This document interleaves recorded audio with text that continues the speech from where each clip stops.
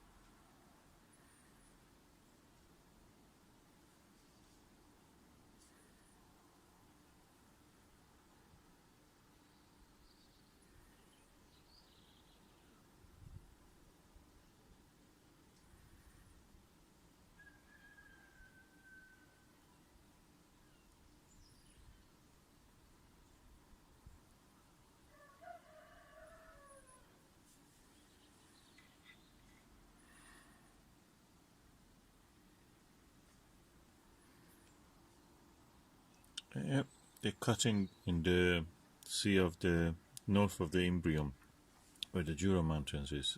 What is called actually the part near the Caucasian Mountains is Alpine Valley. Amazing.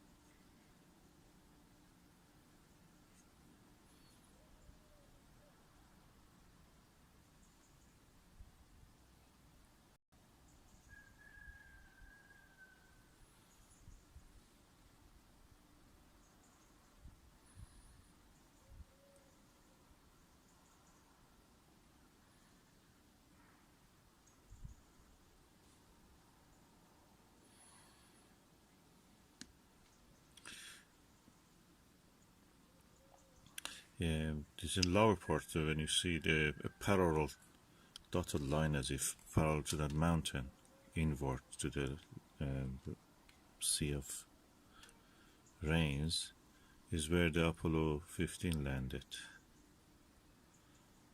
in the mountains.